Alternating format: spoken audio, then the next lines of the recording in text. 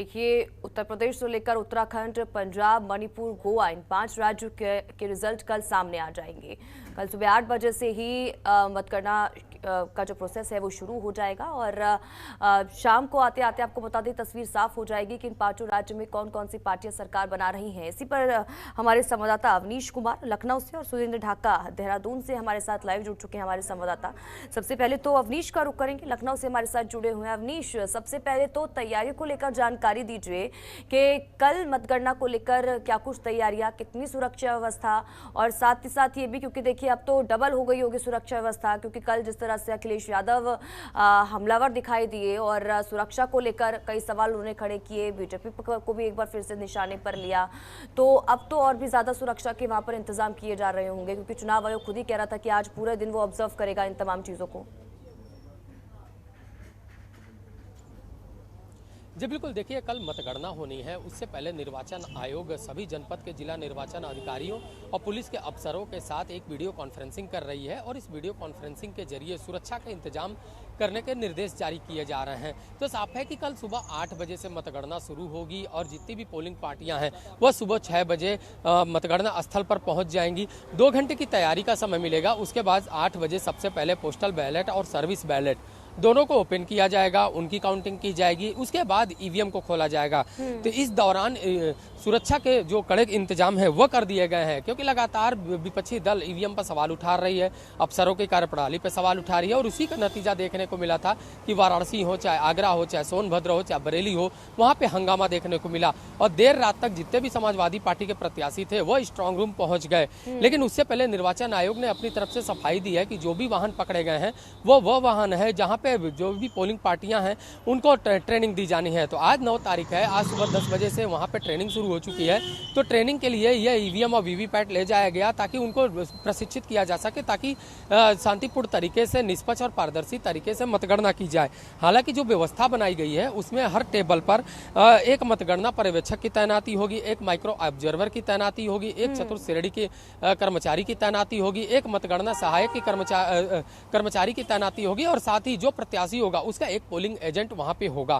तो इसको लेकर अलग अलग जितने भी प्रत्याशी हैं उस रूप में देखकर टेबल की तैयारी की गई है और इसी के क्रम में जो तैयारियां हैं वो पुख्ता कर दी गई हैं। अगर बात लखनऊ की करें तो लखनऊ के 9 विधानसभा सीटों के लिए 126 मतगणना टेबल तैयार किए गए हैं, यानी सुरक्षा व्यवस्था पुख्ता कर दी गई है। करीब 250 से अधिक कंपनियां पैरामिलिट्री की तैनात कर दी गई हैं, करीब 150 से ज्यादा पीएससी की कंपनी तैनात की गई है, जो यहाँ की लोकल पुलिस है उसको तैनात किया गया है। तो फुल प्रूफ सुरक्षा दी गई है और जितने भी स्ट्रांग रूम है वहां पे 34 कंपनी पैरामिलिट्री फोर्सेस की तैनाती की गई है। यानी पूरे उत्तर प्रदेश में मतगणना पर निर्वाचन आयोग की नजर होगी और निर्वाचन आयोग जिला निर्वाचन अधिकारियों और पुलिस के अफसरों के साथ बैठक कर रही है और ये करीब 2 घंटे की बैठक चल रही है। 2 घंटे की बैठक में ये सुनिश्चित होगा कि कहीं भी उन्माद न हो, कहीं भी किसी प्रकार का हिंसा न फैल पाए, उसको भी सुनिश्चित करना और कानून व्यवस्था बनाए रखना अफसरों की जिम्मेदारी होगी और शांतिपूर्ण तरीके से मतदान हो ताकि सभी जो राजनीतिक दल हैं, उनके जो नेता हैं, उनको संतुष्ट किया जाए। इसको लेकर भी एक प्रारूप तैयार किया जा रहा है।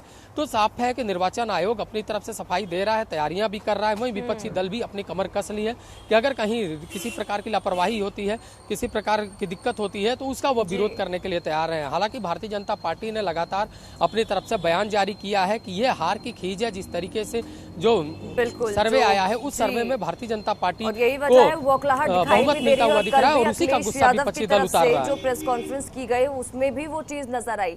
फिलहाल अवनीश, लौटूंगी आपके पास। हमारे संवाददाता देहरादून से सुरेंद्र ढाका भी हमारे साथ जुड़े हुए हैं, सुरेंद्र ढाका जी का रुख करेंगे।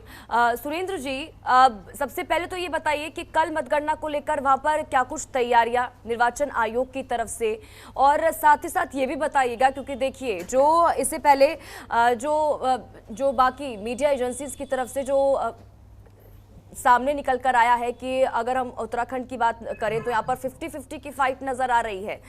आप क्या देख पा रहे हैं, आपको क्या लग रहा है, क्योंकि आप लोगों के बीच जाते हैं, लोगों से बातचीत करते होंगे, और साथ ही साथ पार्टियां क्या कह रही हैं?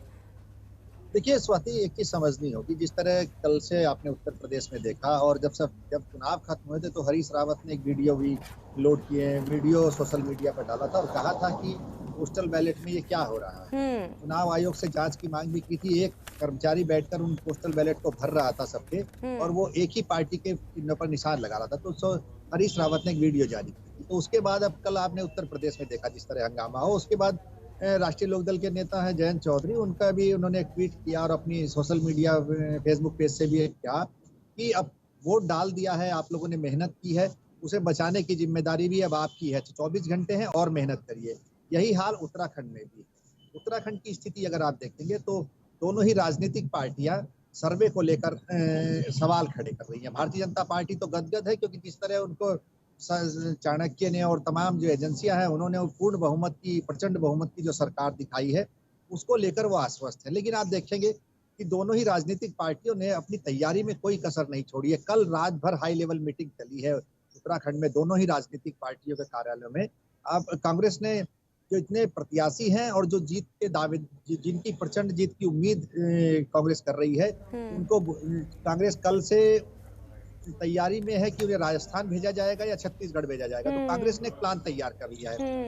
भारतीय जनता पार्टी सर्वे को लेकर गदगद है, तमाम तरह की बातें कह रहे हैं कि हम जीत रहे हैं, सरकार बना रहे हैं, लेकिन वो जिस तरह से जो निर्दलीय जीत कराने की संभावना है, वो उनसे मुलाकात कर रहे हैं, तो कहीं ना कहीं डर अंदर खाने भी है।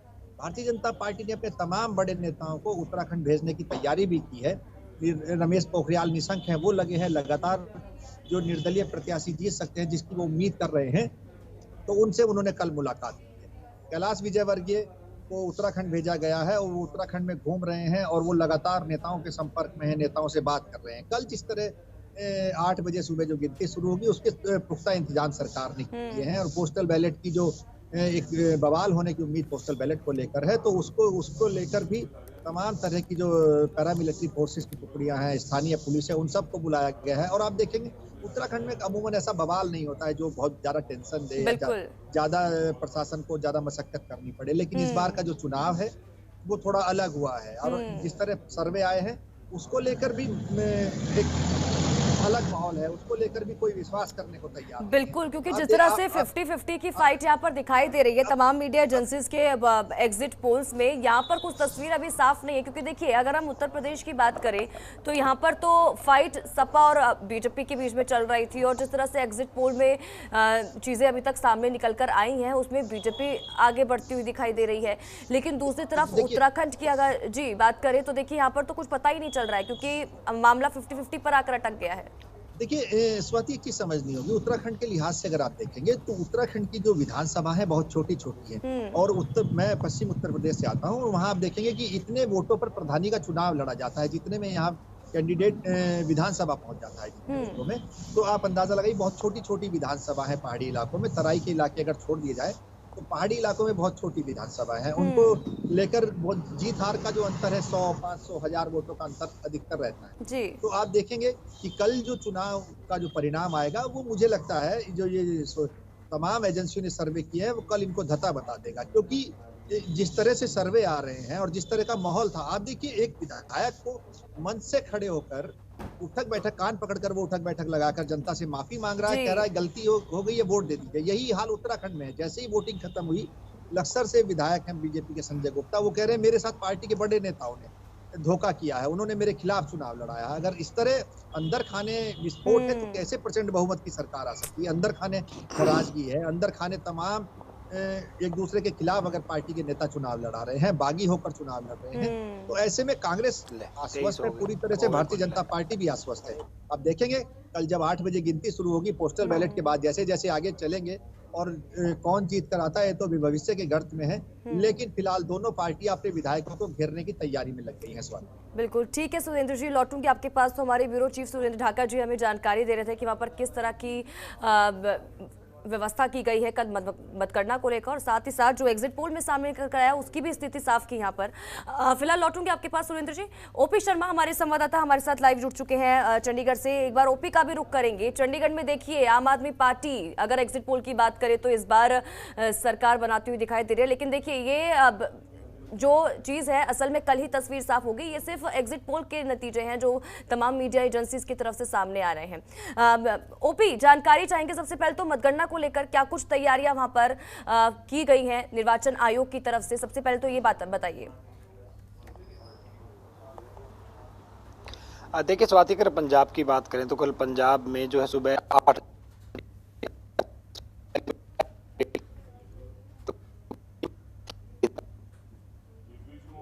पूरे 22 जिलों में बनाए गए हैं और जो पोलिंग एजेंट्स हैं उनको लेकर खास निर्देश दिए हैं कि किसी के साथ कोई भी जबरदस्ती या फिर उनको एक्स्ट्रा प्रिविलेज नहीं देनी है। और 3 मार्च को जो है काउंटिंग को लेकर एक बार रिहर्सल हो चुकी है और आज जो है करीबन 2:30 से 3 बजे तक में जो आज फाइनल जो है रिहर्सल वो एक बार फिर करवाई जाएगी और कल सुबह जैसे ही मतगणना होगी उसके बाद सब कुछ पता लग जाएगा। अगर पंजाब की बात करें तो अगर हम पर एग्जिट पोल सर्वे को छोड़ दे तो फिलहाल पंजाब के जितने भी जानकार और राजनीतिक हैं वो यही एक हंग असेंबली की तरफ इशारा कर रहे हैं। हाँ, ये बात सही है कि पंजाब में आम आदमी पार्टी और जो है वो सबसे बड़ी पार्टी का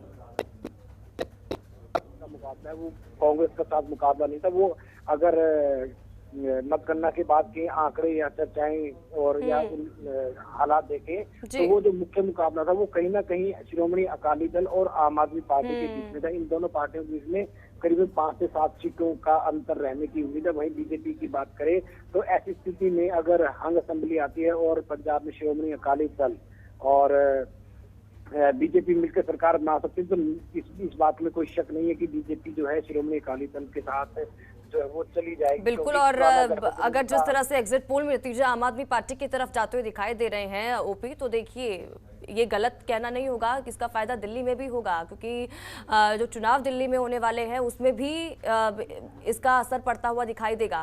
फिलहाल बहुत बहुत शुक्रिया ओपी इन तमाम जानकारी के लिए और हमारे साथ जुड़ने के लिए। सुरेंद्र जी आपका भी बहुत बहुत शुक्रिया हमारे साथ जुड़ने के लिए और इसी के साथ ही अवनीश आपका भी बहुत बहुत शुक्रिया इन तमाम जानकारी के लिए। तो देखिए कल स्थिति साफ होगी। निर्वाचन आयोग की तरफ से तो तैयारियां पूरी कर ली गई हैं, कल सुरक्षा को लेकर पुख्ता इंतजाम किए जा रहे हैं और साथ ही साथ ये तस्वीर कल साफ हो जाएगी कि कितने लंबा समय तमाम पार्टियों की तरफ से जो ताकत झोंक दी गई वो ताकत कितनी रंग लाती हुई दिखाई दी और जनता वाकई में जो लगातार समाजवादी पार्टी कह रही थी कि उत्तर प्रदेश की जनता बदलाव चाह रही है, लोग चाहते हैं अब चीजें बदलें, तो वाकई में लोग चाह रहे थे या फिर नहीं, ये भी तस्वीर साफ हो गई कल। खबरों के निष्पक्ष विश्लेषण के लिए सब्सक्राइब करें Jantantra TV and press the bell icon. Never miss any update.